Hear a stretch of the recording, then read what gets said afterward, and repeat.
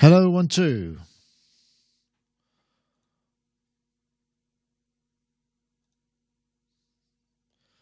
Can you hear me?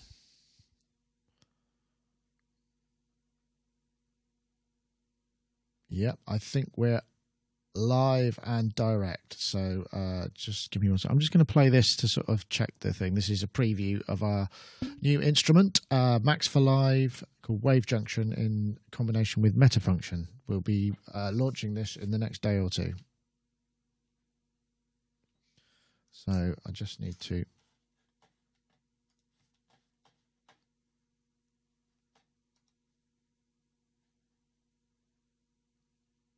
There we go.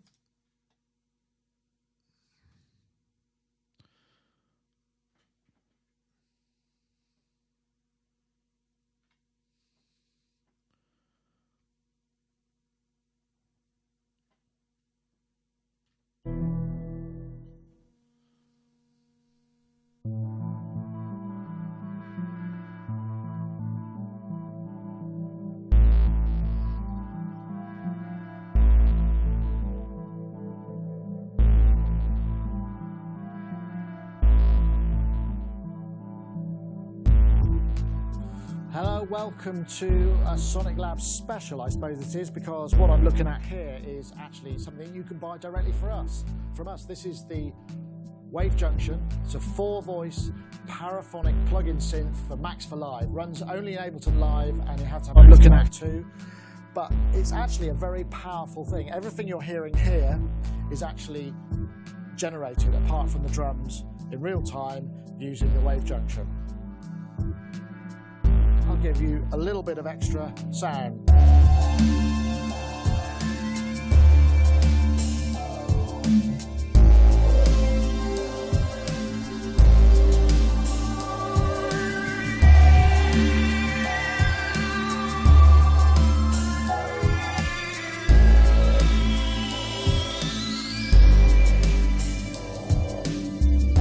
Let's just stop that there, and let's have a look at the interface, because basically what we've got here, if you've downloaded the free mono junction that we provided at the end of last year, which was again a free Max for Live synth, this will be fairly familiar to you.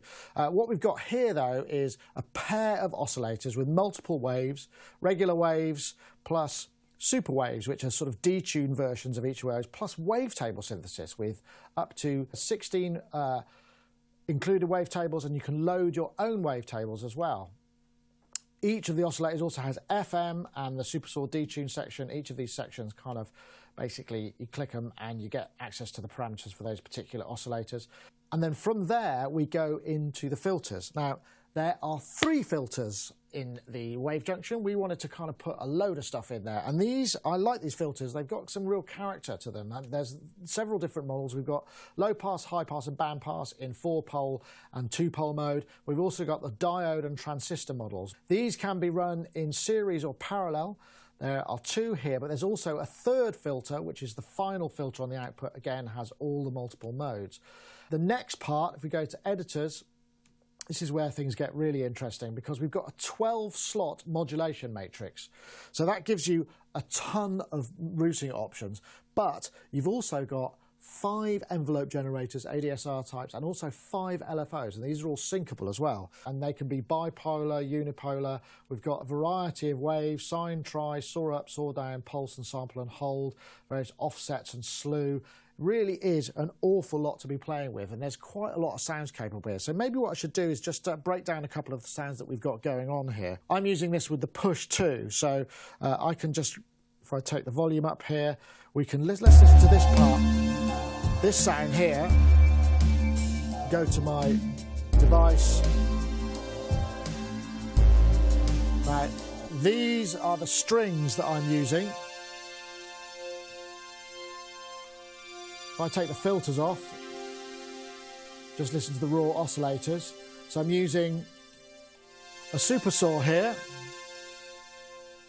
So you can hear that's how it starts. Adding the detune, bringing up the level of the mix. And then I've also got, if I take that out, I've also got this sort of sawtooth, pulse width sound, which adds this sort of more of a razor thing. Now that's going to high pass filter if I put them both on. I'll also detune that slightly. And then the final, I'm going to the final filter, which is adding a little bit extra, kind of just dampening it down. So I'm taking some of the bottom end out with filter 1, not using filter 2, and then the final filter is just sort of bringing it all down and level a bit. Let's see, what's the next sound? Yeah, this is another nice sound. This is my pulse width. As you would imagine, I have a bit of pulse width. So if I take the filter off, so what I've got here is, if I bring the modulations up, I've just got a single LFO in the mod matrix, modulating the pulse width, but I'm also adding this triangle wave underneath, and I have got a little bit of EQ, I think, on here. Maybe I haven't. So what I'm doing here is adding those together gives it that extra sort of thump, and it really does sort of like add up quite a lot of weight to this. So the next sound I've got, I call it talking filters. Now if I just remove all of the filters, we can hear what's going on here. So we've got a pair of oscillators, both doing, if I just go to the modulation slot, we've got LFO1 modulating oscillator 1 pulse width, LFO2 modulating oscillator 2 pulse width at different rates. Then I'm sending both of those into filters in parallel, and I'm using LFO3 to modulate cutoff 1, LFO4 to modulate cutoff 2, and then finally I've got a square wave synced again to 2 notes and then a little bit of chorus, creating this kind of slightly talking sort of quality to it, which I really like.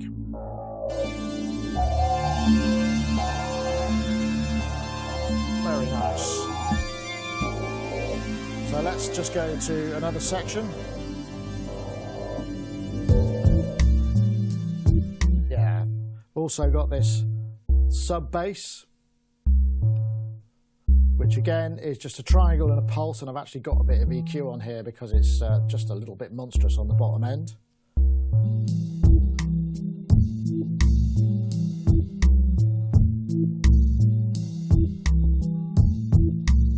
And finally on this sound, I think I've got something called a whoop, which is just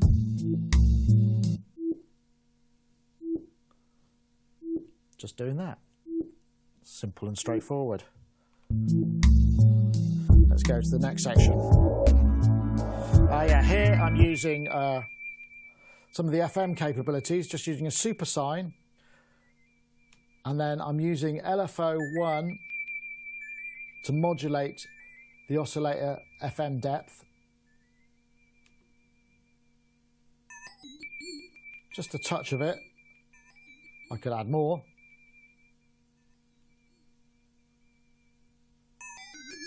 I quite like that. I might keep it like that.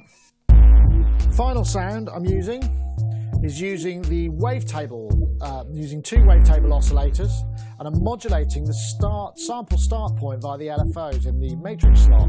LFO1 is modulating wavetable 1, LFO2 is modulating the start sample of oscillator 2, and it sounds like this.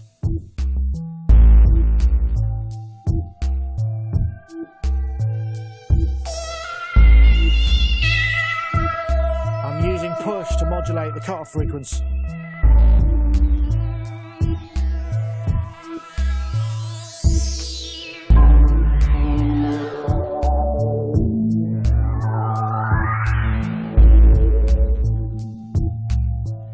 So I hope you like what you've heard with the Wave Junction.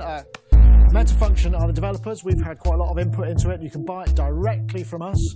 Help support the site. The price is £19.95. The URL to click will be here and also in the end screens. So thank you very much for watching. I'm just going to enjoy a little bit more of the Wave Junction.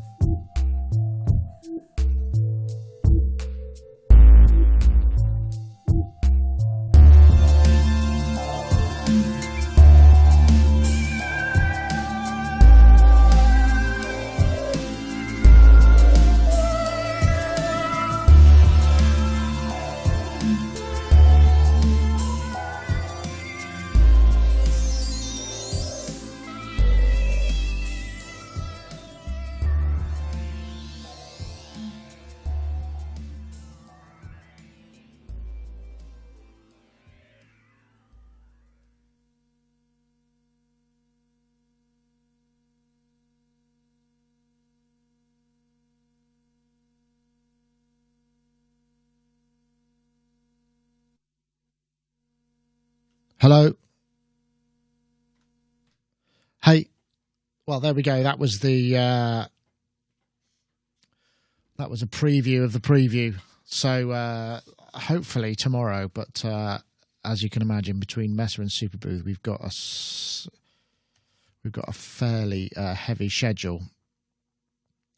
So yes, back from Mesa. Easter this weekend. Lots of stuff going on. We're going to Superbooth next week as well. So it's all systems go here at the moment. So yeah, absolutely full on. But so we've got Rich Hilton today, we've got Charles Chicky Reeves, and we've got Ty Unwin as well. So I'm looking forward to them being on the show. Should be going live in about 20 minutes. I always like to go a little bit early. Excuse me. And so getting lots of chats. I know, got any more VSTs planned, or wait and see how this one goes? This one isn't a VST. It's a Max for Live synth, which you have to run inside Ableton Live, and you have to have Max for Live as well. It's just our easiest point. We currently don't have the resources to fund development of ground-up instruments, but if this goes well, who knows what will be coming? You never know. Has playback on the Sonicstate Live page? No. Is there a problem? I think we're not getting any. I think the stream is working for everybody. So who was that? Sorry, that was Failed Muso, Rob Puricelli. No, it seems to be working. Can I turn Max for Live into a VST? I don't know. I'm not the coder. It may be possible, but I'd imagine it's a complete rewrite, I would imagine, but I don't know. What do I think about the Quantum Synth? Well, it looks very tasty. I didn't really get a chance to play it myself. Ed shot that video, but it was absolutely, it was pretty biggest story by far of Mesa, I think, up to about 50k views on that. So, yeah, obviously people are very excited about it. So, yes, back from Mesa. Mesa obviously focus more on pro audio and what have you, rather than synths. I mean, that's all going to be happening. Right, so what's happening? There's stuff not working on the web page. All right, so we're not live. Are we live or are we not live? That's what I'm trying to find out. Live stream offline. Let me see. Looks like the stream health is good. Or is the stream offline? I don't understand. It says here that it's working fine. That's kind of weird. Stream is healthy. Okay. No video. Right. I don't know why that might be. Let me see. See if I can find out why this is. Live on YouTube, not on the website. Right, okay, let's see if I can fix that. That's why we start a bit early. So I'm just reloading my page. And it may just be that there's a, that the URL's changed. So I can fix that. You'll need to refresh the page, though. So let me just check.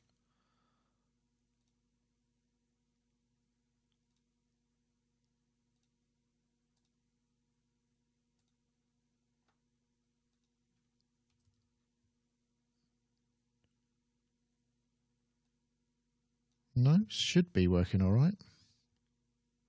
It says it's the same. Okay. Not quite sure why that would be. Has the video, can you just tell me, was the video working on the Sonicstate page? I've disabled embedding, really? Stream options. Let me see. Doesn't look like I have here, so I don't know if there's a problem with... That's a bit disturbing. So you probably need to go to... let me see if I can find out why this is. Sorry about this. This is what's called live... live debugging. People said it was working. I don't know why it's not working. Stream seems to be going out from here.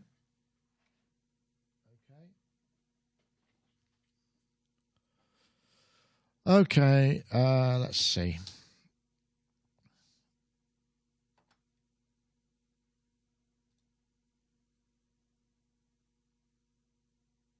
It's working on my page. Let's see.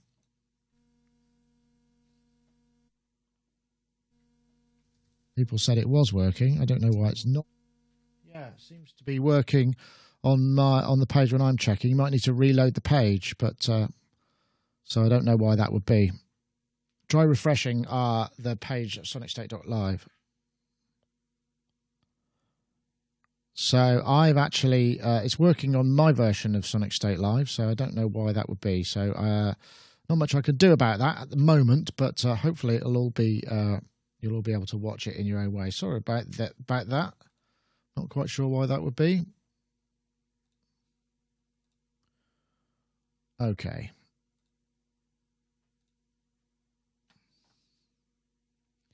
Well, you'll just have to go and watch it on the YouTube page. Sorry about that, folks. Obviously, the YouTube chat room won't know because they're watching it via YouTube, so I guess. I just checked my sonicstate.com/live, and the player seems to be working for me, so I don't know what else to do. I wonder if it's a territories thing. That's very curious. Hey, who's that? That's Mr. Chicky. Chicky. Hello, Chicky. Right, let's get you in the zone. So I'm looking for that one, and I think you're on 2, aren't you? So yeah, view full screen. There he is. There I am. Yes. Hello. So that's 2. Hello, Charles. Hello. Okay. There's some issue with the. That's bizarre. So, for some reason, playback on external websites seems to have been disabled on the live stream, and I don't know why that is. It's not me, because I certainly didn't do that for any reason. It's me. It's not you either. So, I can't see a setting that allows me that says whether or not I can do anything about it. So, I'm terribly sorry. Share, stream options, it's public, advanced settings. Can I allow embedding? Enable live chat. Syndication.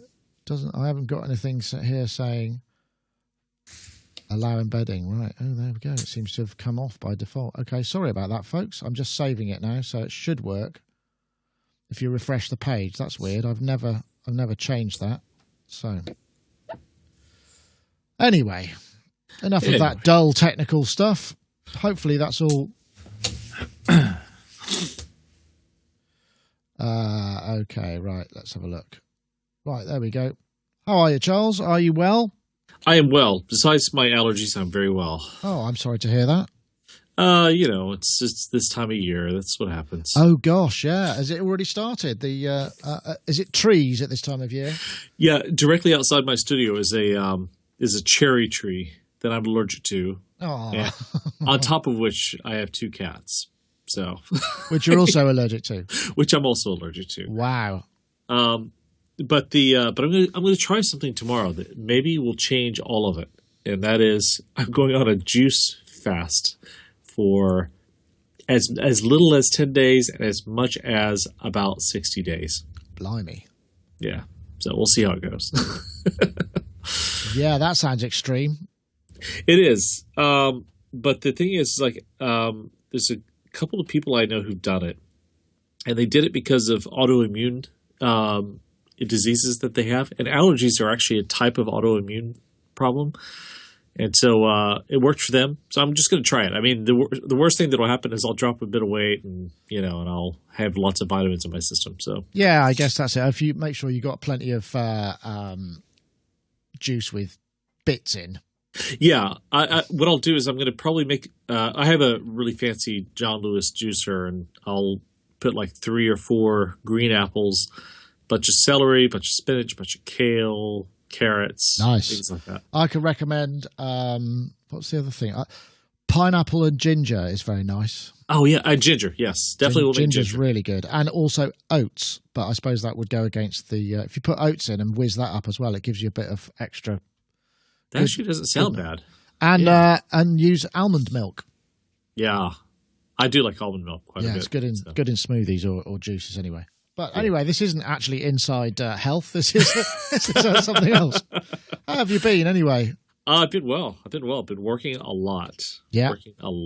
Yeah.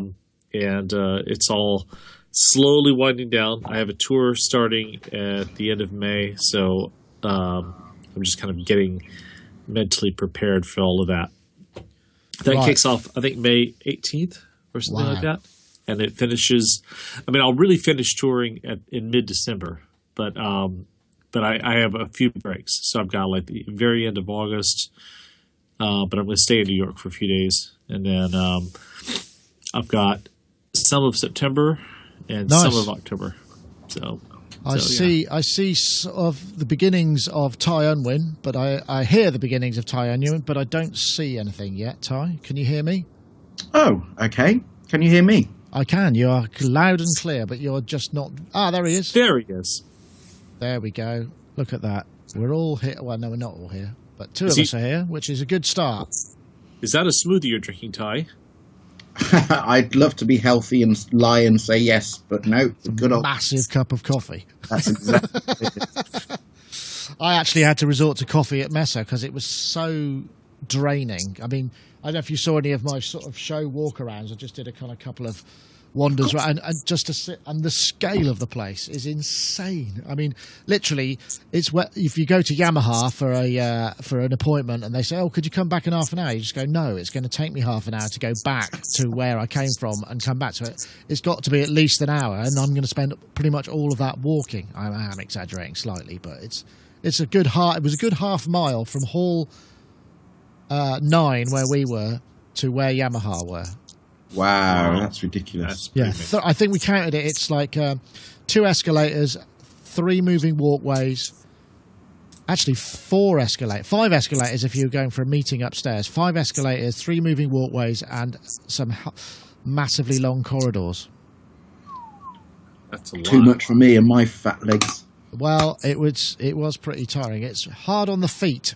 But yeah, I enjoyed it actually because it was more challenging. We had to work a bit harder. It wasn't a question of,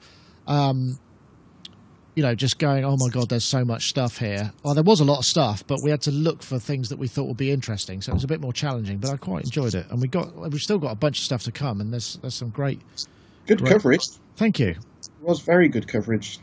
Yeah, really entertaining. Am I really bright today, or is it me? You are bright. Yeah, you are very vibrant. It's just like your camera hasn't auto-compensated. What are you doing, man? There's daylight coming in your studio. Are you crazy? Sorry, I know it's just ridiculous. Doesn't make any difference at all, actually. Oh, God, How bizarre. How can that be? It's so bright. Is that better? Yeah, that's moderately better. Yeah, that is better, actually. You're not quite so washed out. I can see that you've got a grey top on, not a white top. There we go. Excellent. Good. Okay, so we're just waiting for Mr. Rich Hilton, but we're a bit early. So did you hear that? I'll play you a bit of this because this is our new synth that we're launching fairly soon. As if I can play it. I guess I can play it. It's supposed to play. That's not it. Maybe that's it. That must be it. See if it will play.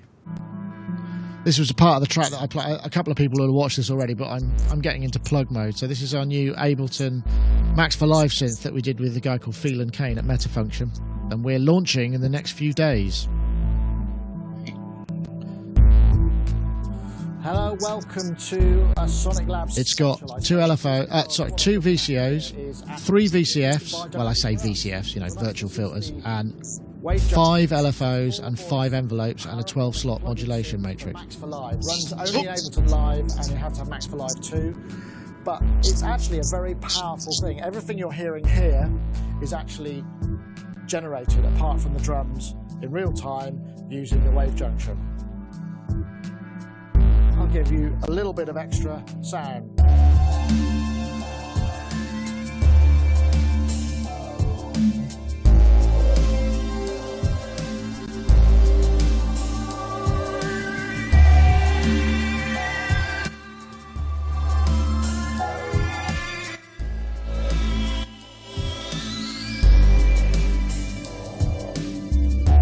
Just stop that there, and I'm getting some echo coming back from you, Ty. Oh, I was. No, I'm not. So when I talk, you get this kind of slightly afterwards. I don't know whether your speakers are louder in the room or what's going on there. Try that now. 1, 2. That's better. Yeah? Yeah. Thank you. Good. It was just, I think, because there's all sorts of noise cancellation in Skype these days, and it's probably maybe just above the threshold. So, are you hearing me okay? Yes, I certainly am. Oh, I was going to actually. That's the other thing I was going to put in here, which I haven't got around to, which was. I'll have to find that because the C15, wasn't it? It was the. Yeah. I'll show you my setup. Take a look above me. Did you? See? Oh. Okay, neat. Yeah, fancy. Let me see if I can find that C15 video, because I just realised that we'll probably want to talk about that. We have talked about it before, but we actually saw it and spoke to Mr. Stefan Schmidt. By the way, I love the sound of the sound. Do you think we'll fit in that object delay thing? Maybe. Yeah. It's amazing, honestly. I downloaded it, just so you know. It's one of the best plugins I've come across in a long time. It reminds me a lot of like a delay version of Adaptive Verb, you know. Yes, you can just use it for like soundscaping, and it seems amazing. It is. I've lived with it for 2 days, and it's on everything that I've done in the last 2 days. Let me find the link, because I think I may have. Because I'm doing it on MIDI stuff, and it's literally. I think I've probably got about a dozen, something like that, copies of it on different tracks, because it just adds movement, and it's fantastic. It's brilliant. Yeah. I love it. I'm looking forward to it. I'm really looking forward to it. Okay, yeah, I'll put it in the list, and we can take a look. It reminds me also. I remember it was Isotope. Spectron delay. Do you remember that? Yeah, absolutely. Those kind of really filtered sounds, but the modeling on it is it's beautiful, and the fact that you can control, you can assign the LFO and the modulation to anything. It's really creative. Have you tried all the glitchy stuff? No, I mean I just downloaded it last night, and I had just a little bit of a play, and that's it. But the go and check out the Richard Devine presets. That's actually what sold me. When I saw he had a series of presets, that's what I gotta have. Honestly, they are amazing. They're really good, so. I love a good, my favorite delay that I have in my rack over there is a Memory Man Deluxe. Yeah, I love the Memory Man Deluxe because everything that comes out of it just sounds like honey, and it's just beautiful. It's in my signal chain on my console. Yeah, I love that, and I love any good emulation of that too. Like I really like the Native Instruments Delay Man, which I guess they call it that for obvious reasons. Is it replicas?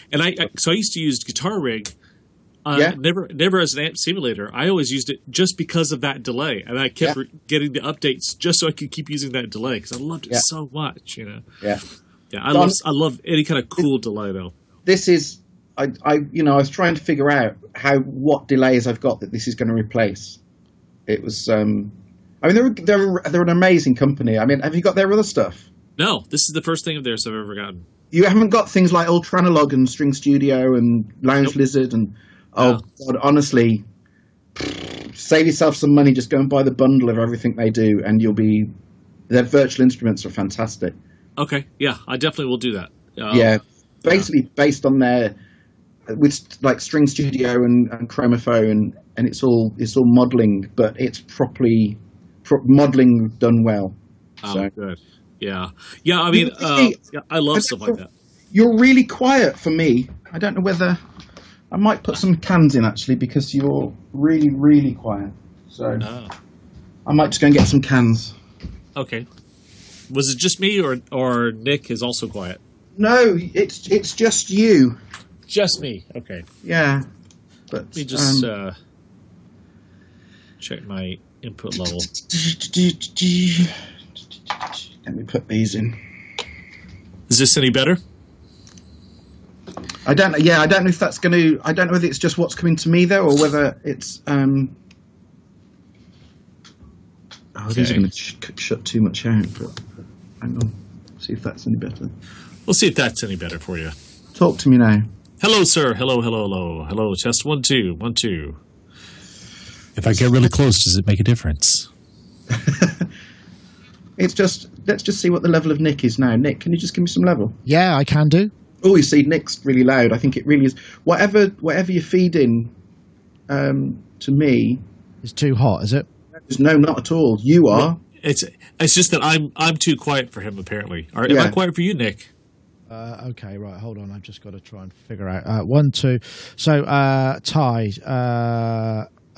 Gosh. 1 2 1 2. Just in case you got You're some on meat. 3. So 1 1 1 1 2. hold on. I'm just having to get my head around this mix matrix. So that's the feed to. So you're 3. How's that? Is that any better? I'm Well, I think fine. his problem was that I was too quiet for him. Yeah, I'm fine for me. It's literally just Chicky's really quiet.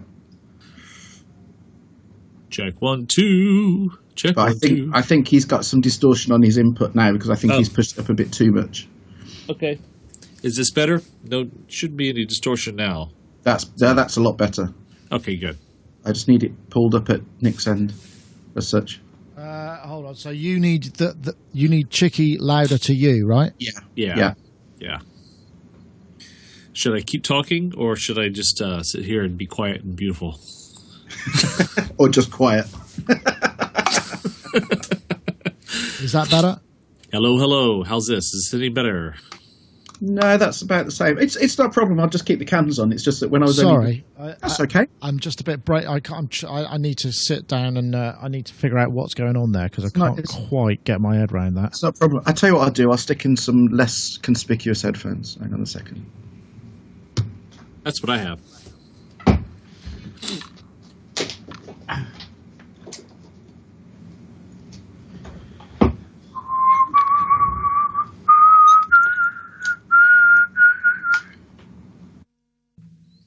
Right. Okay. We're just waiting for Rich. I think Rich got rather caught out by the hours difference.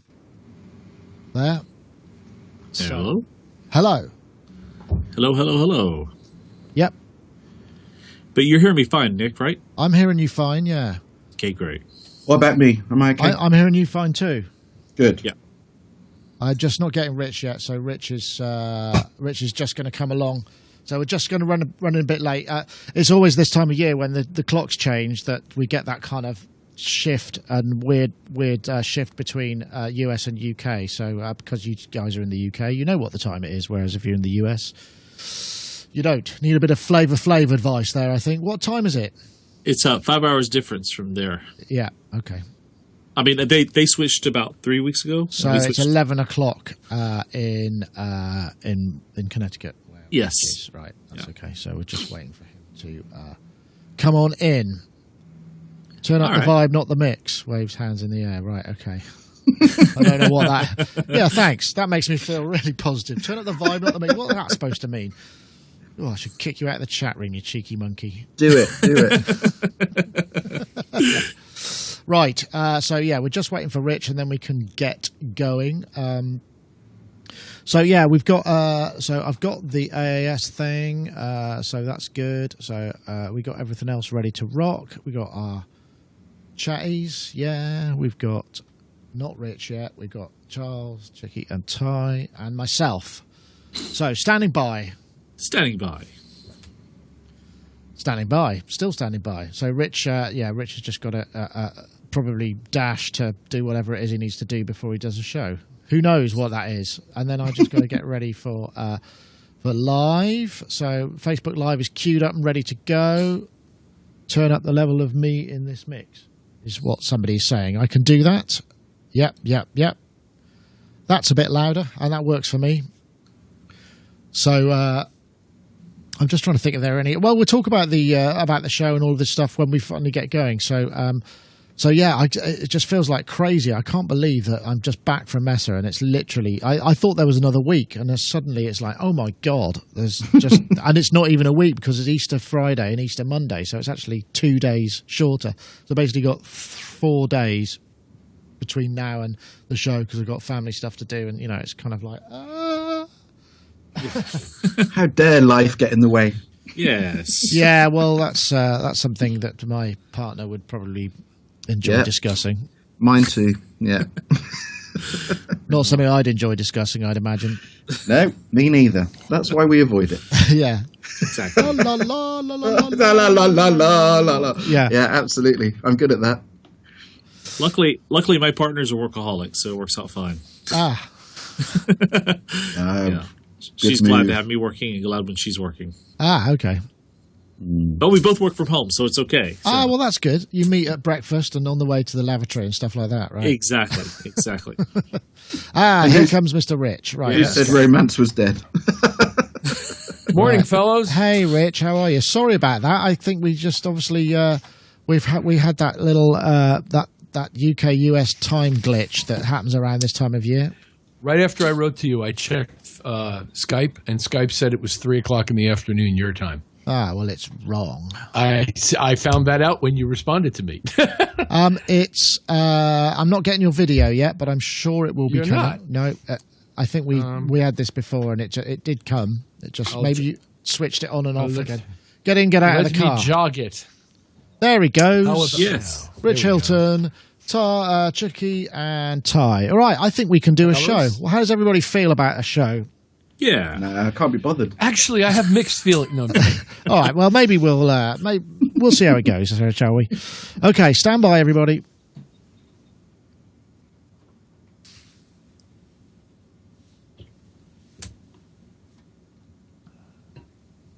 Just waiting for Facebook stream to catch up, then I'll hit go.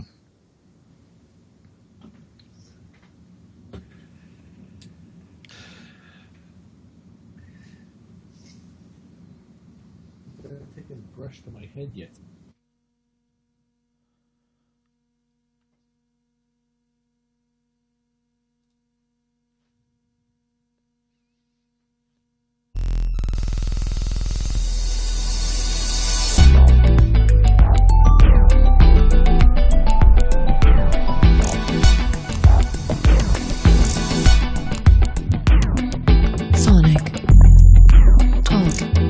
Hello, everybody, and welcome to Sonic Talk, episode 488. This is recording today, live on Wednesday, the 12th of April, 2017 of your Earth years. We're just back from Music Mesa, and I guess you'll probably want to know, if you've not seen the podcast before, we talk about music technology, music production, live production, software, controllerism, all of the things that surround music, including the industry and all those other things. So there's quite a lot of stuff to get through because we've just had the big Music Mesa fair last week in Frankfurt, and next week we've got Super Booth, which means there won't be a show next week. We had to slip one in between the two shows because there's really literally very little time.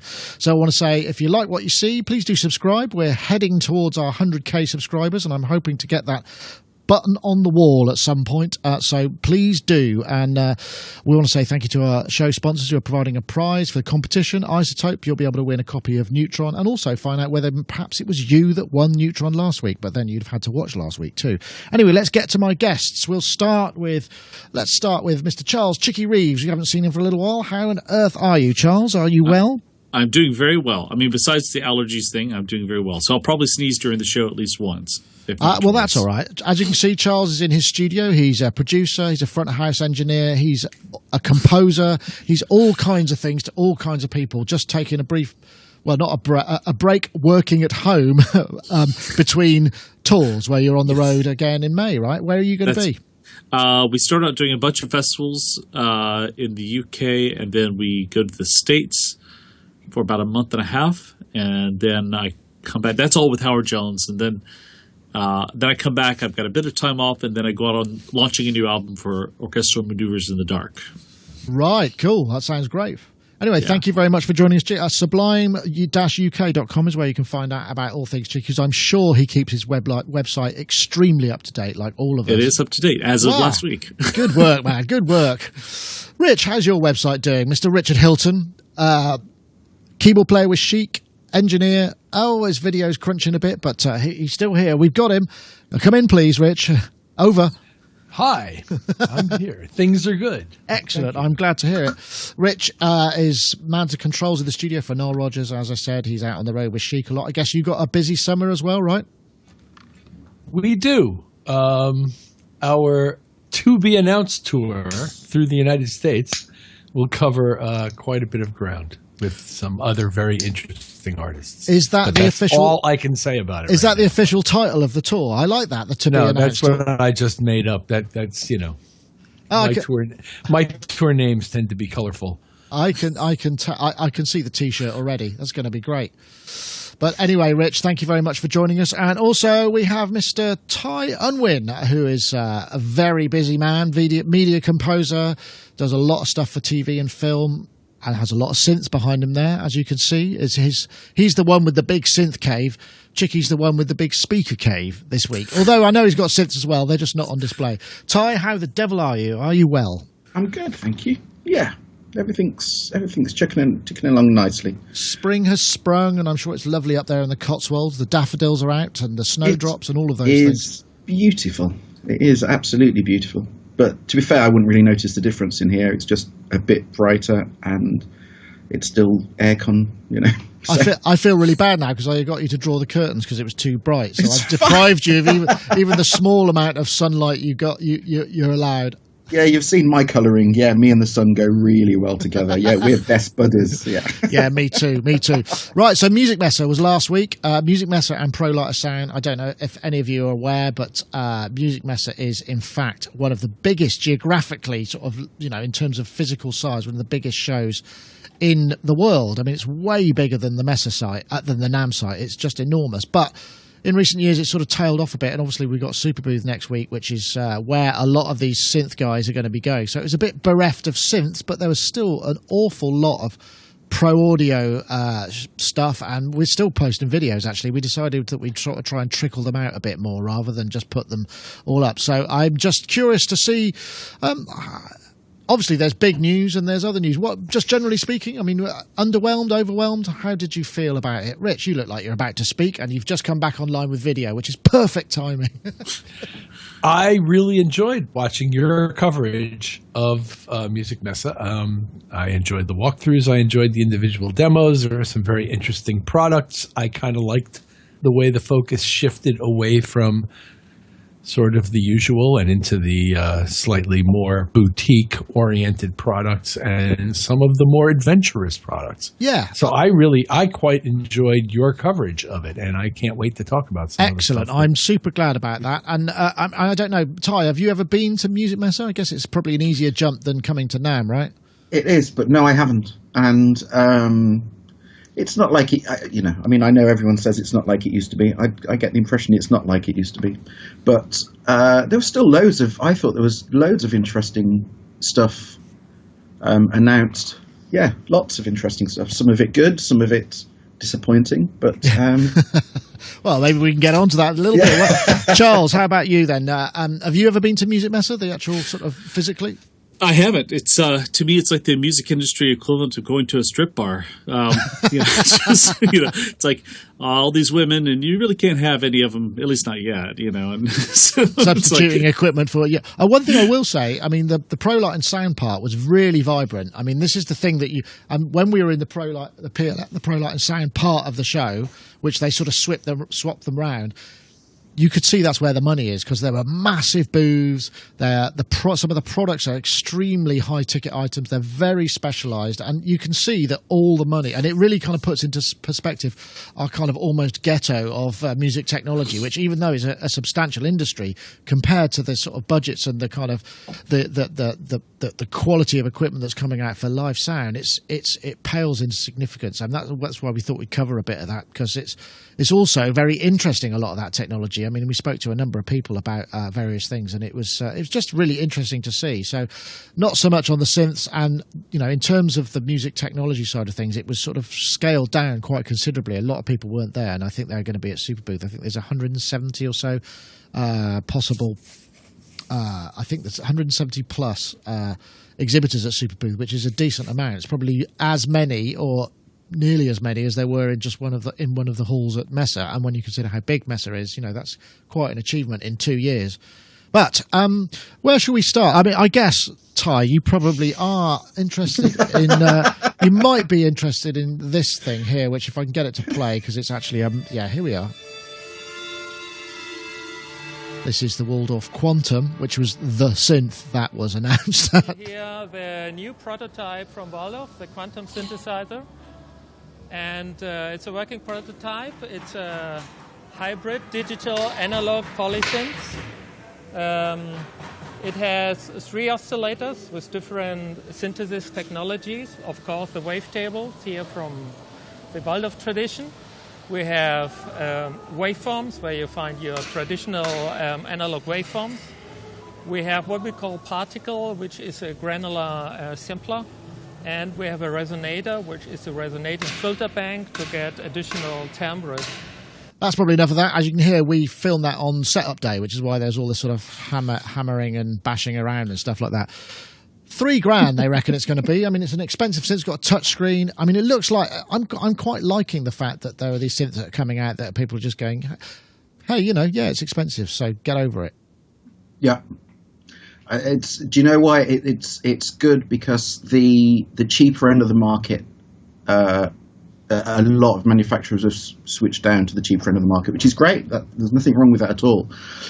But the concentration, they've spent a lot of time and money and concentration on that area of the market, and there's not a lot of money gone into the higher end of the market, and it seems to be turning around a bit now. I mean, this synth, honestly, my email on the morning that you posted that, it was literally every other email that I got for about, all day basically, was just, have you seen the Waldorf? Have you seen the Waldorf? You've got to see the Waldorf. Have you seen the Waldorf? And, I mean, I've already spoke to my guy that I buy my stuff from, who's a Waldorf distributor, and literally the day that gets announced that you can buy it, then you're in. I've got my name on one, because at the end of the day, I mean, people know I'm a Waldorf fan. I love the wavetable stuff. I've got a few bits and bobs, and but at the same time, I'm the one that's still putting my hand up and waving a little flag, saying we want something new. We want, we're not expecting to completely reinvent the wheel, but we want synths that are taking the next step forward and going somewhere new. And if that means combining this VA with granular, with the touch interface, it just all feels a new step. I don't think the sounds you're going to get from it are going to be completely revolutionary, but I think the combination of all the elements mean that it's going to be a really interesting synth. And even as they said when you did the interview, even with the lack of sound design that they put into it yet, you can kind of hear what it could do, and you can see by the spec what it could do, and that's absolutely good enough for me. So I guarantee I will be getting one of the first batch that come in, because it's a bit of a dream synth. So yeah, for me. Excellent. I mean, I think that the putting touchscreens on synths is always a kind of contentious issue, but why the hell not? I mean, let's. Yeah. But this is the thing. This is what I mean. I've had this conversation with designers before, basically, about synths, and there are certain things that iPads and touch screens are fantastic at, and there are other things that they're rubbish at. And so combining the two is always going to be the way forward. But it looks like they've used it in a way which is more like an iPad, because I've got loads of synths with touch screens, but all they're really doing is replicating knobs or sliders, whatever. It kind of looks like this is a lot more integrated, like it's a proper part of the synth rather than emulating what could be physical knobs. No, okay, fair enough. Rich, you seem to be nodding along in agreement there. I mean, have you got any Waldorf stuff? No. You haven't got your mic on either. Take a drink, everybody. First time. I pray everybody have a swig, yeah. No, I don't have any Waldorf stuff. I have had software. I used their Largo synth before. I have used their hardware since. I like their stuff. This thing looks great. I was nodding about Ty's observation about the way most people use touchscreen on hardware devices and how that sort of isn't necessarily the best use of the real estate in that window. Yeah, no, I suppose so. I should point out that it's a hybrid, isn't it? So it's the kind of the VA or the digital side is the analogs, is the oscillators, and it's got analog VCF. It may have analog VCA as well. I'm not sure. How about you, Chicky? You kind of are you a Waldorf guy? Not really. I like the Blofeld. I mean, that was a fun little machine and so forth. But I'm not necessarily a huge fan. I'm not nothing against it, but this does sound interesting. And for some reason, I don't know why, this reminds me a lot of the. You remember I have one. It's the old JD800 from Roland. Something about it just kind of reminds me, like something about the way it's laid out just reminds me of that a bit. And yeah, I'm excited. I mean, I've had this thing since 1992, and it's probably due for a replacement of some type because it's not going to work much longer. But yeah, it's falling apart. But this I think this is going to be great. I'm actually kind of excited about this. So yeah, why not? You know? Yeah, no, excellent. I mean, we also saw. Speaking of the Waldorf engine, we actually saw one of Axel Hartmann's 20 synths in the flesh, which was a thing of great beauty and somewhat kind of, but. Somebody put in the comments, which I thought was quite astute, which was basically it's a $1,500 synth in an $18,500 case, which is kind of it. But that, I mean, and that's the point. It's not even kind of it. I mean, I have a bit of an issue here because, you know, I mean, I'm in touch with Axel, and I think Axel is an absolutely fantastic, really fantastic designer and a really nice bloke, and I really have a lot of time for him. And we spoke about the 20, and at some stage, you know, I would like to sit down in the flesh and actually play with one. But he was telling me about the difference between what I've got, which is a Sledge Black, and the 20. And in terms of the engine, it's the same it's the same engine. Yeah. 10 grand's worth of aluminium, I think. Is probably... I mean that's the thing. The thing is with this Sledge is that you can load samples into it, and what they've done is, as Axel said, they've loaded in the samples from the Neuron. The Hartmann Neuron, which is, again, I've got one of those. It's an amazing synth. The problem is, with the Neuron, the worst part of the synth was basically the sample set. The synthesis was amazing. The sample set is full of clicks and it's distortion, and it's an awful sample set. And they've taken samples from this and put it in the 20. And I know that the output stage is completely different. It's an SPL output stage, so the D2A is fantastic. So it's a bit louder, it's a bit cleaner, But the reality is, it's an amazing work of art. Yeah, I think that's what it comes down to, isn't it? But I like the way that he actually admitted that when he was talking about it. He said it's a design piece. It's almost like a concept piece. We'll make them when people want them. If we don't sell 20, it's not the end of the world. But it exists, and I love that idea. But I've had so many people say to me, "Oh well, you know, are you going to get one?" No, because I've said before, for me, the instruments are instruments. They need to work and sound good. And if it sounds almost the same as what I've already got in something that's a fraction of the cost, the 20s of it's not something I'm just going to sit and look at and touch and go, lots of aluminium, nice. I want it to sound good, and I've got the same sounds. But I love the concept, but I don't love the product. Yeah, well, I think that's a fair comment. However, something that you might want to look at and just touch. Did you see this? This was just bonkers. I've just posted this today, so you might not, but check this out. This is a 24-track digital field recorder from Arton Digital. To offer a product, and that is the Contar X3, a 24-track recorder. Look at that. And the Contar Mini, a 16-track recorder. Basically, this recorder is a machine that can record 24 track with for the X3 up to 56 input. We have a mix of analog input, mic or line level input, and digital input like AES3, AES4. I just thought I'd toss that one in there because it's such an outrageous. I mean, it's €15,000. It's outrageous, but it's like the dog's dangly bits when it comes to film soundtrack. I mean, this is one of the things about Music Messa. We get to see this kind of stuff because we wouldn't see this anywhere else. And it's just a start. They do a 16-track version, and it's made of aluminium, and it's just, again, aluminium seems to be the common factor. I didn't realise aluminium was quite so expensive. It seems like it might be more expensive than platinum at this rate, but it's a thing of beauty. I was just tired because you were just saying you might not sit and look at, but you might actually just sit and look at that. I mean, imagine that. That is a beautiful. It looks bonkers. Yeah, it looks absolutely mad, and the fact that even with the coloured plastic sliders and things, it kind of looks like it's been designed by someone who has an amazing eye, an amazing kind of concept of design, crossed with a 4-year-old child. And I can't decide whether it looks mad in a great way or just looks mad.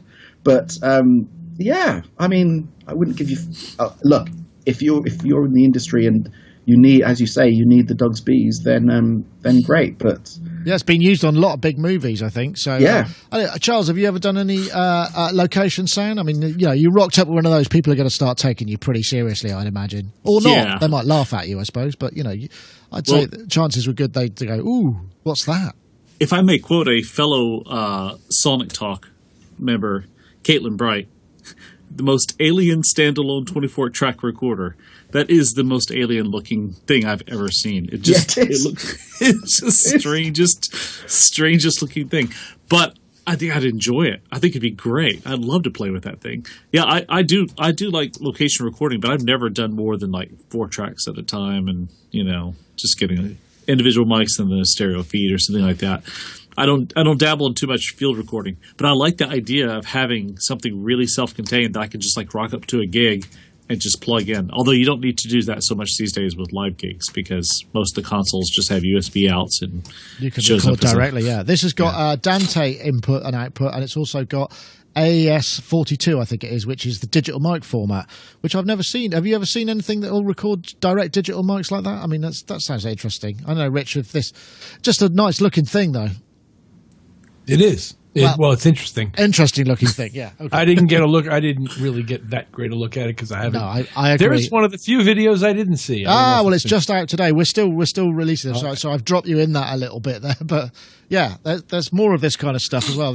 We've got a whole bunch of videos still yet to go, so I just thought I'd toss that in. There's something about a boutique instrument that, as little of a romantic as I am, it holds more appeal to me than a boutique mixer if it wasn't designed and built by Rupert Neve, right. So, having mixer, I tend to be more in general, I tend to be more in Ty's camp with this in terms of if it doesn't really work well, I don't care. And I don't know if this thing works well, but it certainly is funny looking. It is. They say that they're all about ergonomics, and they've been going for 40 years. So they obviously they've got something right. They got something right. Yeah, they used to make Cine cameras and Cine Max 16 Max cameras and all that sort of stuff. So yeah, it looks like it's kind of fun. Anyway, it's going to cost you a few quid. But a quick question though about that: is it a tabletop unit, or are you supposed to carry it? To wear it, yeah. I expect you'd have to have it on a trolley, wouldn't you? You wouldn't be because a lot of sound guys have a little pack here where they look down and they would. But yeah, you probably wouldn't do that. But yeah, that probably wouldn't work. But that's a good question.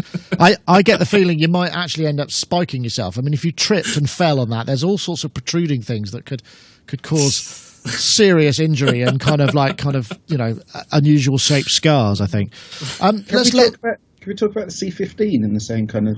Yeah, we can. Let me just get on to let me just bring in a word from our sponsors before we do that, because it feels about that time. So let's just hear about the Isotope Neutron. As we know, it's something that. There we are. Isotope Neutron, mix assistant, mixing features and functions that allow you to analyze the entire mix. Check for conflicting frequencies. Also allows you to analyze specific tracks. It says, oh, this is a bass track, okay, try this process, and you can kind of use those as starting points. And many people I've spoken to say if you just throw that across the entire mix, it already starts, to sound like it's getting somewhere. But one of the unique selling points, I think, really is the fact that you can visually identify the frequency collisions. And that's something that's not always easy to hear in the speakers, and yet you see that, you can make an adjustment, and then you'll be able to hear the difference. And that's sort of the revolutionary part of this.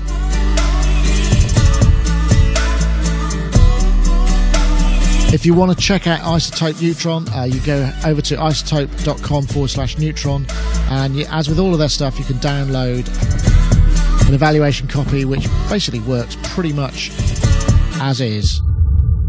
Isotope Neutron. Thank you very much to them for sponsoring the show. And of course, we do have last show, which was 487. We have a winner from last week's show, and the winner is somebody called Carl Properjohn, who is the Twitter handle @CarlosRockets.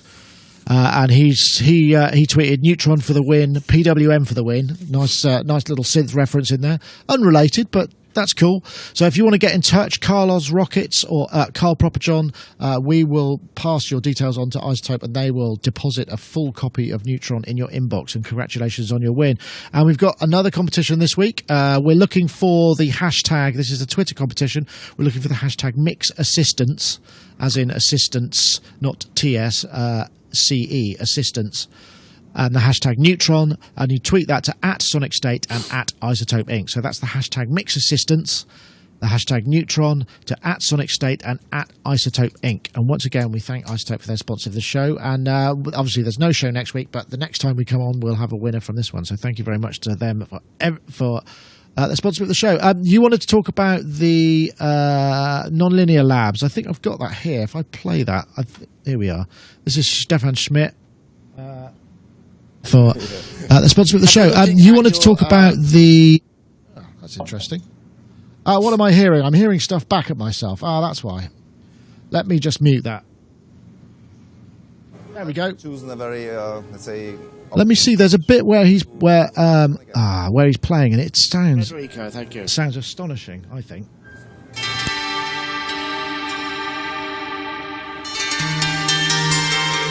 This is Stefan Schmidt is the founder of one of the founders of Native Instruments, and this is a kind of very simple architecture, but with lots of nuance and feedback paths. And it's just the whole thing comes from 2 sine waves, so it sounds quite FM-y, but it also does a lot more besides. It's got a resonator, filter, feedback between the effects. I think there's a really good orchestral patch.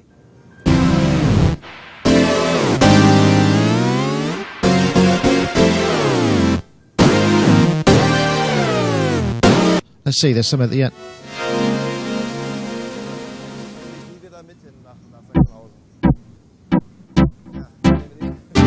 Anyway, Ty, you wanted to talk about this. I mean, this is the Nonlinear Lab C15, which, again, is an expensive instrument. It's designed to be a player's instrument, and Stefan is very kind of unapologetic about the fact that they haven't gone for MIDI, because all the working resolutions, like the resolution of the aftertouch and the resolution of the controllers and the resolution of the velocity, is very high count. It's in the thousands of increments. So they're pitching it as a kind of player's thing, which allows you to kind of create the expressivity. And I don't know, what do you think?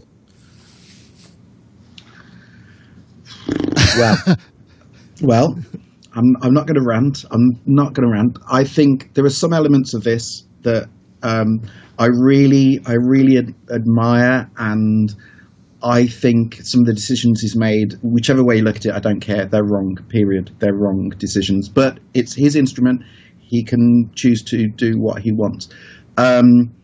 He's such an educated guy. He obviously knows he's nuts, and, great. Good for him. He's making the instrument he wants to make. The patch you talked about, the orchestral patch, it's a beautiful patch. You can't argue that one patch is gorgeous. Unfortunately, all I've seen from this €4,000 synth is that one patch, which is gorgeous. Everything else about it, there is nothing on there. I refuse to believe there is anything on there that can't be done on an FM synth like a Montage or something, or even something like Chromophone, which is all the physical modelling. I've got the physical modelling in my Oasis that can sound exactly like this. if you're going to make an instrument which is that costs that much and is that developed and that specific, you need to make it absolutely sound incredible. And this thing does not in any way, shape or form sound incredible. It does not sound unique. I love the idea of the controllers, but I've got controllers that I can assign to do, kind of very similar, if not the same things. Or the whole feeding back on itself. I've got so much stuff that can do that with physical modeling. That's not a big deal anymore. That's not new anymore. If you're going to make these kind of decisions, you have to make it sound fantastic. And this thing doesn't. The first patch is just a wash of reverb. You could have put any half-decent FM sound through that, and that would have sounded fantastic because it's all reverb. So many of the patches are completely unimpressive apart from that one orchestral patch. And the big thing is, when you start taking MIDI off something like this, because it's made for players, what a load of looks. Because, I understand why he's done it, but it's the wrong decision. Because I'm a player. I mean, people know this. I play all the time. I'm a trained pianist. I can play just like Rich any day of the week, no problem. I want MIDI. To turn around and to say, well, it's like an acoustic instrument, you have to do this. That isn't how I work. And I don't want to, again, there's this thing of I don't want to now change the way I work to suit your instrument. Or if I do, I want your instrument to be so amazing and so brilliant that I have to buy it because it's so fantastic. This thing is not that fantastic. It doesn't sound great. There's nothing about this. It doesn't even look great, to be honest with you. I don't want a big dollop of wood like that in the studio.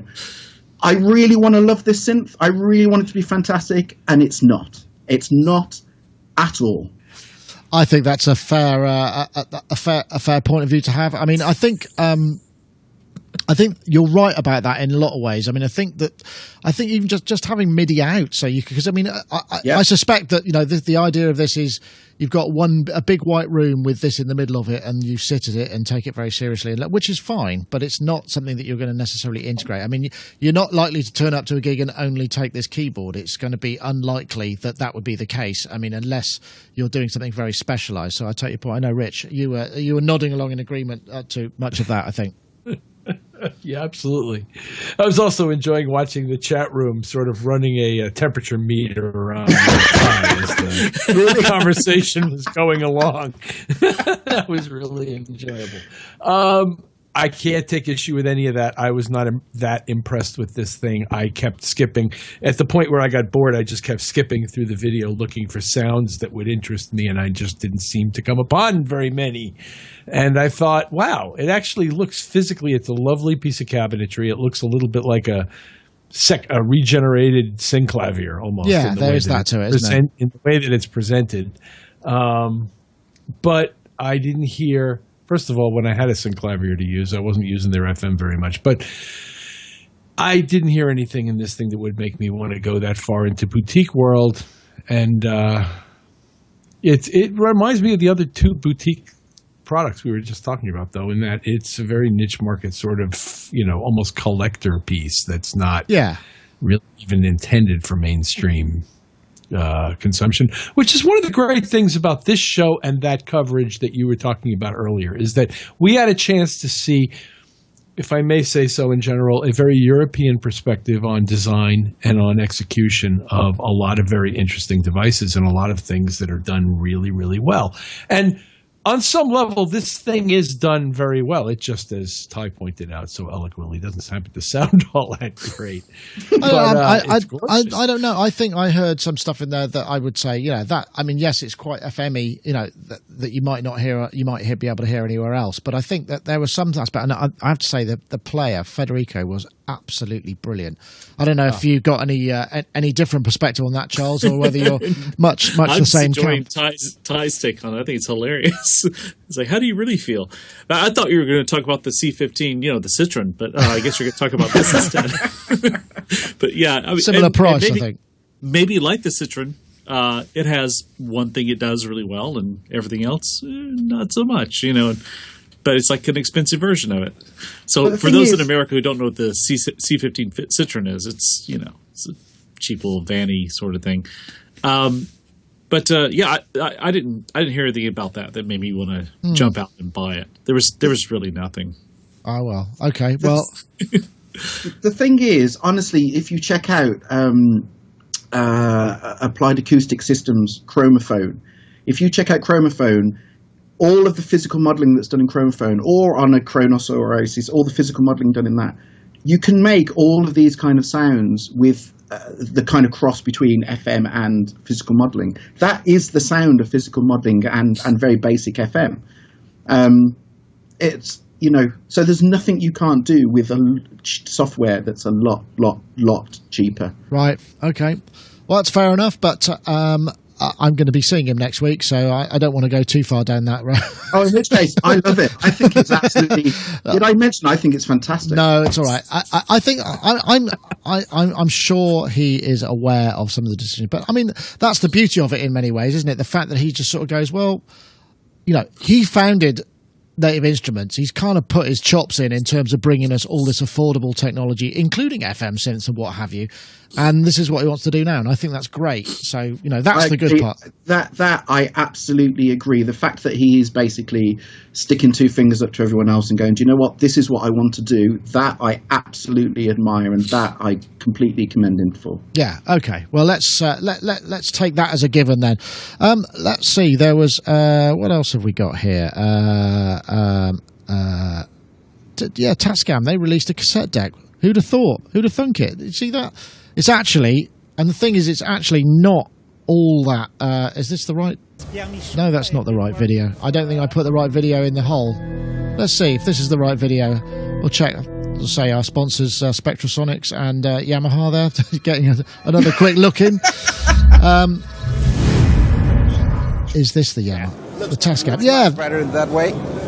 So it's a Tascam. This is the CD, USB recorder and cassette. You've got some new stuff that we haven't seen before. I don't know. I won't show the whole thing, but that seemed to cause a bit of a stir. Got old people upset about it, that they've released a cassette deck. I'm not sure about the specifications for this and whether it's any use in terms of like high playback and high recording, but you know, it's nice to see that format kind of supported. I'm going to go to you, Charles, first. Is that It's the sort of thing that you might have lying around because it just does all of those things, right? Yeah, I think it's cool. The only drag, the connections on it are phono connections. Yeah, it's not a pro unit. That's for sure. Yeah, but I mean, you know, I think the one cassette deck I have is a Sony, and it's running on US power because half of my studio is on US power still because I brought a lot of things over from the States. Yeah, so and I don't know how much longer that thing's going to last. So this would be a good replacement. I like putting stuff to cassette every now and then just for the sound of it. Same way I like putting things onto tape machines just for the certain sound of it. But I would use something like that. If it's a reasonable price, I'd buy it. Yeah, sure. I can't remember what the cost was, but Rich, is there any room in your life for cassette tapes anymore? Got any vehicles? There's practically a room's worth of cassette tapes somewhere, scattered around this house. I'm tempted. I'm really considering buying one of these and leaving it in the box. Because I have a Nakamichi cassette deck that the last time I plugged it in worked, and thank God. And hopefully it will continue to work. Well, they're top of the tree, aren't they, those guys? They were really lovely. Yeah. I used to do service. I used to service Nakamichis at a Nakamichi dealership. But anyway, I digress. It ain't going to last forever, and they're not going to be available forever. And I've got boxes and boxes full of these things that I could stand to be able to play back. Why, I don't know, but at some point I might want some of my work is on them, and that's what I tend to use this thing for, is to transfer things from my past that are only existent on cassette.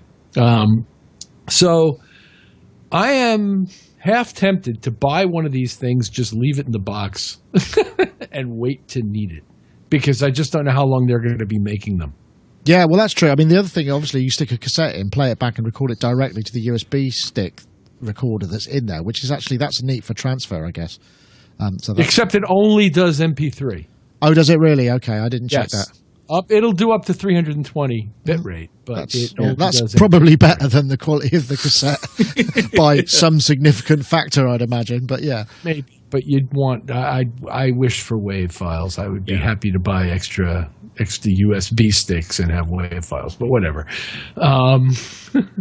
It's kind of a cool product. Yeah, I wish it had pro outputs like the Nakamichi does and like that. And I just might, like I said, I might buy one and just leave it in the box until I need it. Yeah, that's a fair point. Ty, you look like a man who might have a room full of cassettes somewhere in your past.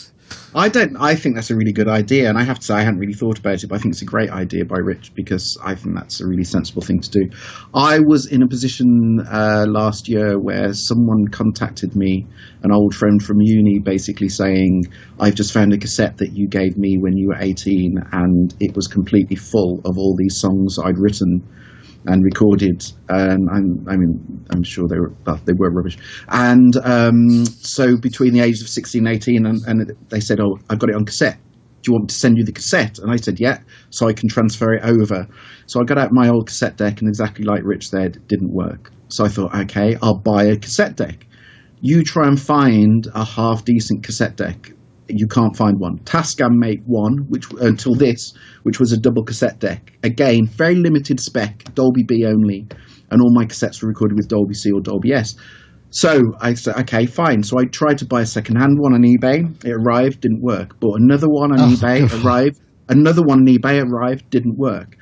And in the end, I've had to borrow a friend's cassette deck to actually play back this cassette. So I was trying to buy a good quality cassette deck new. You can't do it. Tascam make this double one. They now make this. So I'm thinking, what a fantastic product. Like everyone else, what a great solution to the problem.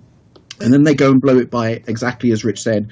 It's MP3 only. No Dolby. No, well, that's the main thing. The transport itself is just a bog standard cassette transport. It's the kind, to me, it looks like the kind of transport you'd get in a kind of all-in-one hi-fi. There's no Dolby. There's nothing involving any kind of fancy filtering. There's nothing. It's the most basic, transport you can get. And I just don't get it combine with the MP3, combined with the outputs, it's almost a fantastic product. And if they'd spent another £20 on it, it would have been a really good product. And I understand it's a niche market, but it's so close to being brilliant that it's just a bit frustrating, really. Yeah, no, I take your point. I think that's a very fair point, actually. There was another story, which was the guy Rob Allen that we spoke to, who was at Avid, who's the designer, one of the designers of the S6 Live. Music Messer. How are you doing? It's been a while since we chatted. I remember we talked about the kind of state of the live consoles of technology, and things have moved on a bit, right? Oh yeah, we're just doing some amazing stuff at the moment. Yeah, we're working really hard on making live consoles soft, and we're making our consoles so that you can program it to kind of pretty much do anything you need it to do. So, like in the first generation of digital consoles that Avid made, things were still hard. You would still have switches that did specific things. You would still have encoders. There was a guy talking really loudly off camera. With an analog desk. Now we've made every fader and every knob soft, so that whatever I choose to do, the desk itself can sort of reconfigures itself depending on... I won't play the whole thing. It's actually a fascinating interview because Rob Allen does the front of house for Massive Attack as well, and we talked all sorts of stuff, including having to deal with sound limitations and how great new speakers are. It was a really interesting chat. I mean, even if you're not going to be buying an S6 Live, he is one of the kind of front of house greats, aside from Chicky, of course. And you, when I brought this up, you said that you knew him and you'd actually use the S6 Live as well, because it does look like a really lovely thing. I mean, it's expensive as hell, but very specialised and just really kind of tasty piece of hardware. And Avid stuff has been front of house for a lot of time. I mean, there are other desks as well, but they're quite prolific, aren't they? I've been using a D-Show profile since about 2008, and then I switched over to the S6L this time last year, and it's now the console that I spec on my writer. I love it. Absolutely love it. It sounds brilliant. Rob has done a great job in his work with it. Besides being a top guy, but I love this console. Absolutely love the sound of it. It's beautiful. It's basically their S6, just the live version of it. So there's no difference in it really. I like the touchscreen interface of it. I like how it's completely rewritable console. So you can really make that console into anything that you want. It's an iPad of consoles, basically, except, more pro, more spec.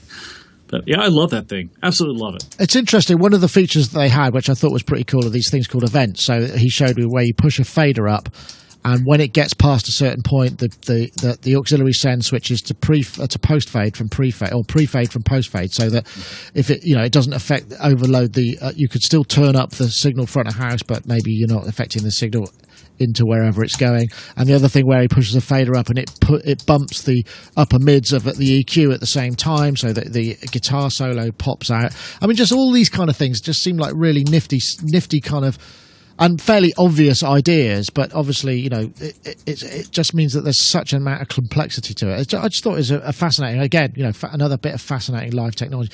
Rich, do you get these front of house much? Or I suppose you don't really have much to do with what goes on front of house at your end of things, right? Well, pardon me, my own work obviously doesn't involve any activity at the front of house. However, I do spend a lot of time with those guys because they're my dear friends and we talk about these things. And it was only at the last gig that our front of house genius, John Ryan, was raving to me about these consoles, and our monitor guy, Marco Delatorre, was also raving to me about these consoles and how interested they were in possibly integrating them into our workflow, which mostly now involves Yamaha and Digico. And I was really interested to see another video that included this nice man, Rob, and the guys from Duran Duran's crew, who we toured with last year, who were using these consoles, and listening to them discuss all the ways that it works for them. Apparently, it works really, really well, and this guy Rob's workflow idea of having every single feature not more than 2 presses away from wherever you are right now is really an effective way of getting at large amounts of track data in a small amount of real estate. And apparently sounds great, works great, and is maybe a game changer, but certainly a very important console. Yeah, no, it does sound like it. I mean, the other thing, one of the principles he said is, you bring the faders to the engineer rather than look for the fader. Every song, you just kind of go, well, I've got 10 fingers and I want everything here. So you just move the faders into the place rather than kind of go, oh, this one's over, the snare's over here. And it seemed like an ultimately sensible thing. I mean, obviously, we talked a little bit about this idea that, well, okay, that means that people are going to have to adjust their workflow, which is, hard because when you're dealing with front of house situations, it's very stressful, and you've got to be sure that you can grab what it can be very stressful. You need hands on, so it would require a little bit of preparation and stuff. Ty, have you ever come across any of this? I mean, guess the S6 you might have come across in studios and dubbing and stuff. I don't know. This is quite spooky actually, because right up until last week I was looking at an S6 system. And had been for a few weeks. Basically, I haven't seen the SXL, but I'm changing my setup, and I narrowed it down to either the Avid S6 system or the Yamaha Nuage system. And so I spent a couple of weeks ago, going and looking at both systems, one in Germany and one up here, and they got demonstrators in to show me, and I had to choose which to go with, whether to go with an S6 system or a Yamaha Nuage system. And so I got to know the S6 really well, actually, and the S6 is, was essentially a lot of the design team from that were brought over from Euphonics, and because I use Euphonics MC Pro, there was a lot of similarity between the two. But in the end, I went with the Nuage system, which is just absolutely incredible. So that's arrived and is waiting to be installed. But the S6 system, from a studio point of view, the S6 system is really good. It's fantastic. So I got to look at it quite a lot of depth. Oh, nice, excellent. Yeah, it does look lovely. I mean, it's the sort of thing that you probably need a bit of time with. Okay, right. Well, let's get on to, because I know you wanted to talk about this, Ty. So I think it's only fair, seeing as you.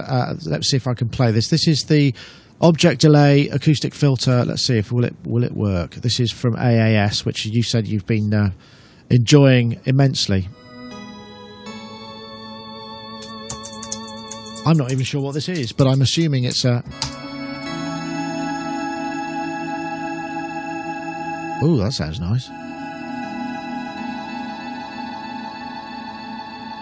almost like a reverberator there. Mm-hmm. Multiple echoes, I'm guessing.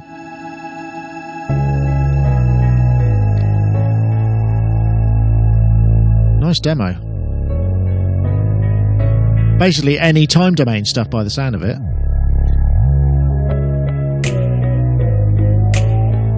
Ooh.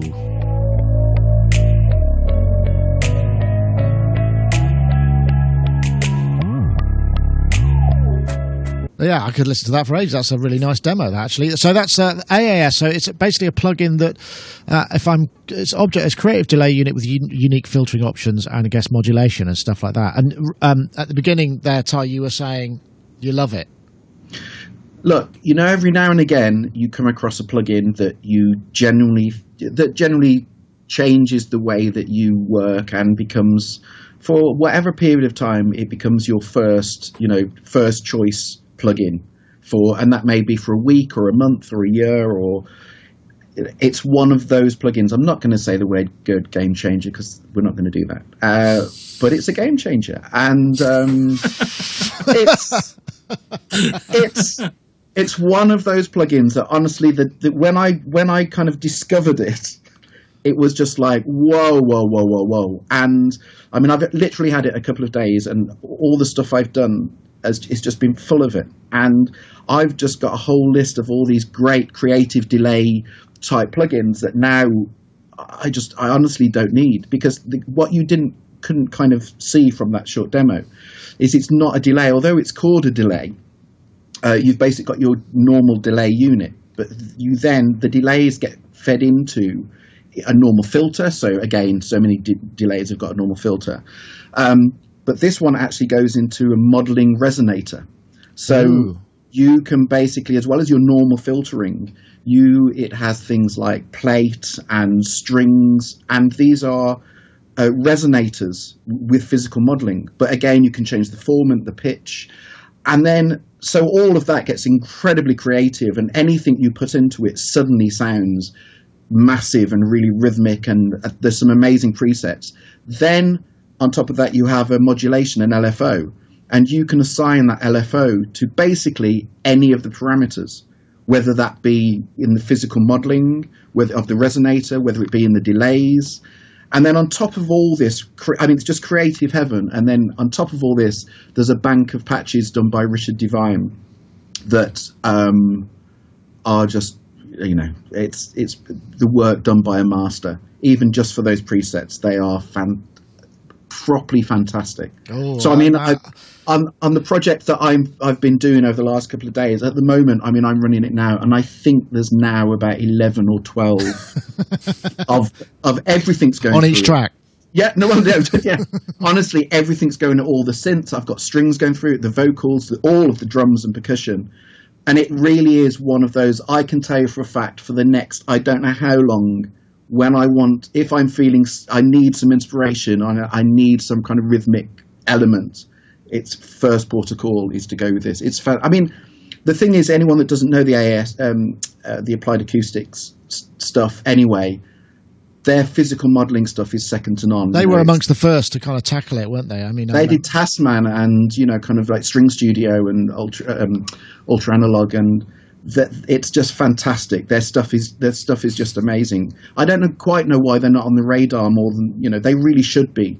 And I use their stuff all the time. And Chromophone is a fantastic basically Chromophone is essentially what the C15 wants to be. But yeah, this delay is amazing. Good. Well, I don't know what to say about that. That sounds like a kind of almost an endorsement. It sounds like it's got you pretty excited there. Yeah, but to be fair though, I buy a lot of plugins. Yeah, I buy a huge amount of plugins and a lot of libraries, and very few get me this excited. It's kind of one a year that get me this excited. It's a very good plugin. Well, excellent. I should probably add that I think it's on special now for $99, $139. So yeah, I'll have to check that out. Actually, that does look pretty good. So I don't know if either of you chaps have checked it out or whether this is news to you, but sounds like it might be worth a look. Mm-hmm. Okay. Yeah, Okay. I think chicken's better. Right. Okay. Fine. There was something else. Oh yeah, Super Booth. Good God. Yeah, Super Booth next week. I mean, it's coming up fast. I mean, lots and lots of things to see at Super Booth. I mean, there are rumours abounding everywhere. Some of which I am party to, but I can't say anything about, and some of which I don't know anything about. I do know I have an appointment with Yamaha on Wednesday night, who are releasing something, and the guy I'm talking to is in the synth part of it, so I'm guessing it might be some new hardware synth, but I honestly don't know. And he won't tell me. I saw him at Mesa. I said, "Oh, come on, just give me a clue." And he goes, "Nope, I'm not telling you."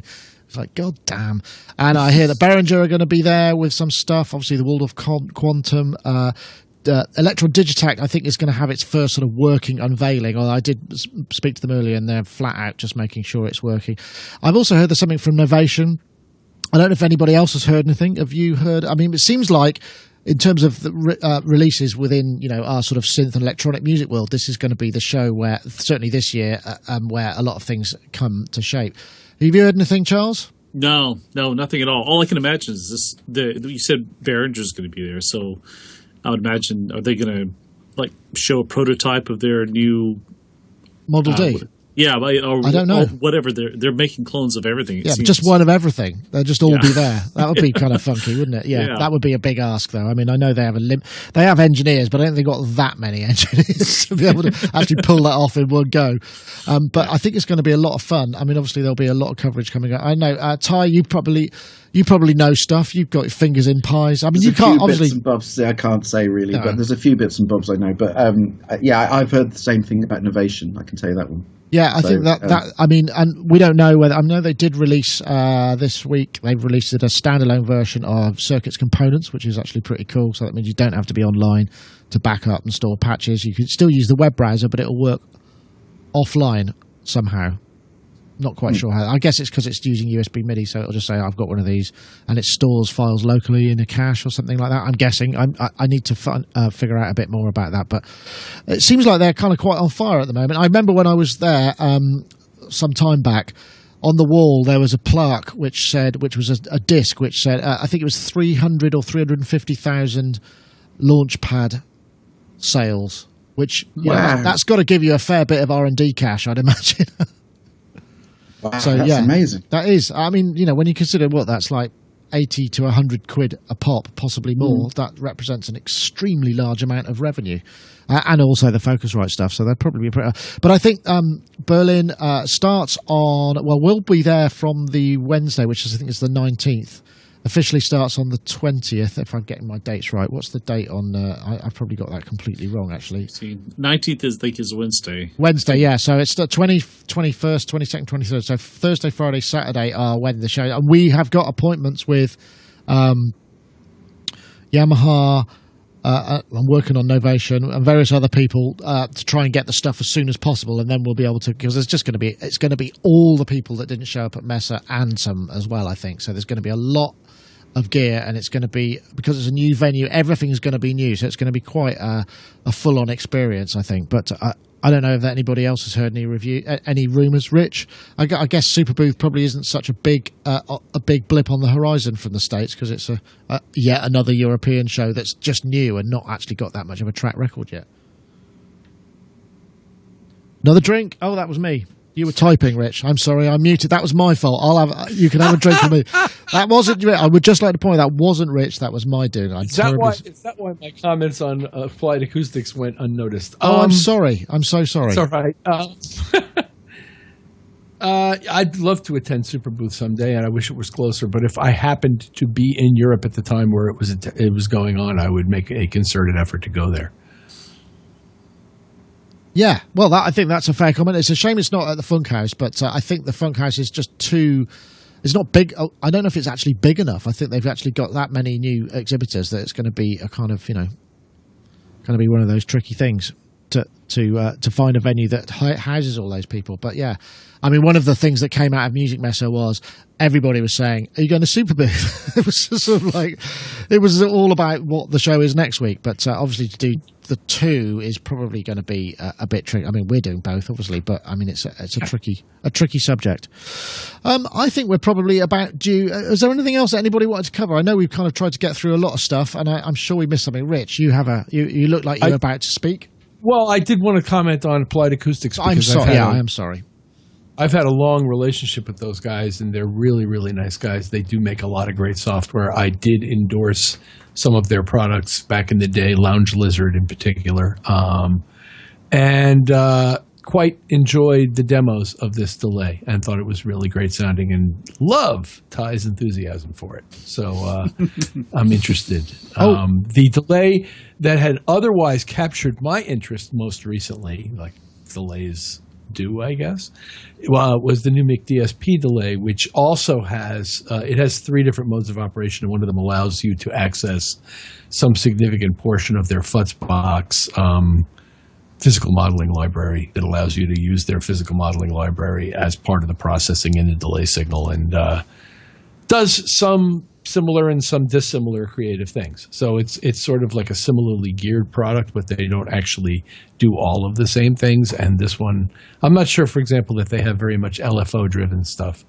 I'm not sure that they don't either, but I'm just not sure. But it's a beautiful product by a great company. Eric has been very, very nice to me over the years, and I support Applied Acoustics 100%. Excellent. Well, I'm glad to. Actually, I did want to quickly mention, as Dave Spears is such a regular guest, there's the Restrings rack extension, which is a kind of porting or a reimagining of the virtual string machine for Reason rack extensions. It comes with a whole bunch of stuff, and that was announced yesterday. So that's one of the reasons Dave wasn't able to be on the show, because I'm guessing he's pretty busy. So there it is. Do check if you're a GeForce fan and you're a Reason user. Go check out the Restrings plugin as well. You can buy it directly from them, and I think it's on special offer at the moment, if I remember correctly. And VSM is incredible. The samples there are, the VSM module is amazing.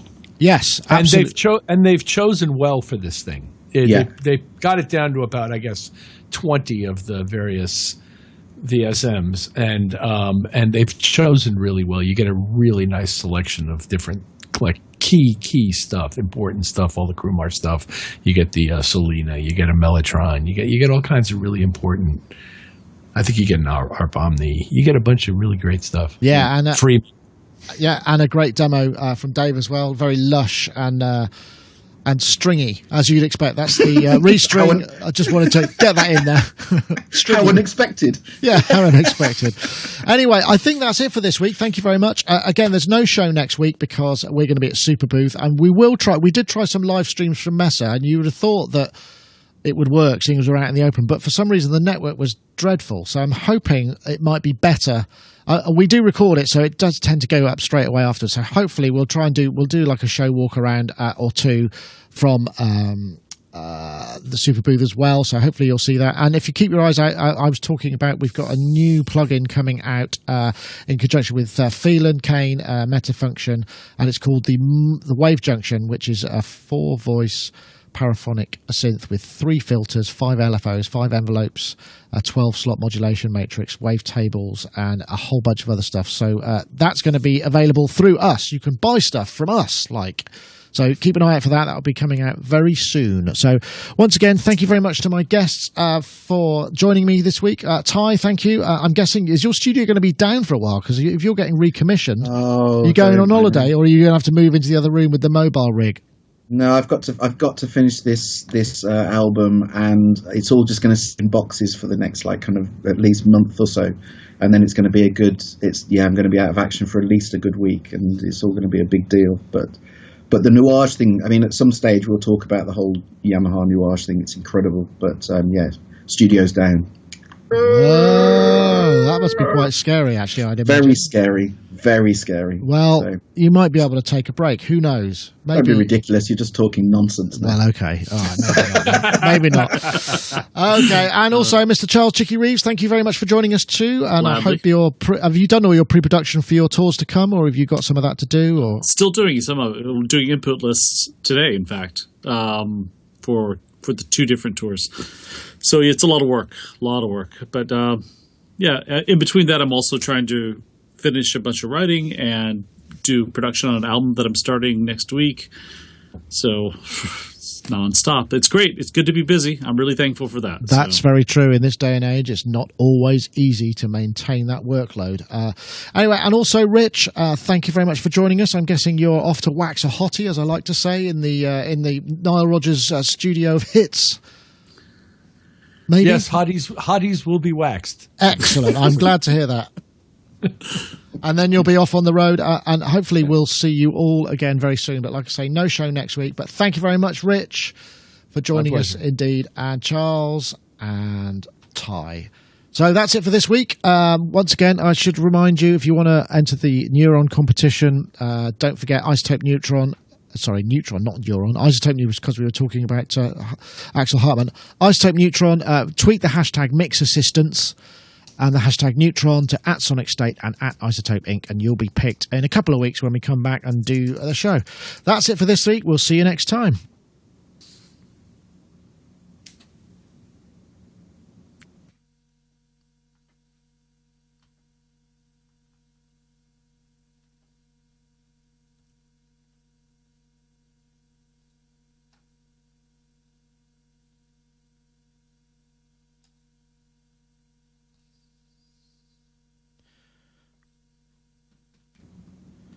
Thanks, fellas.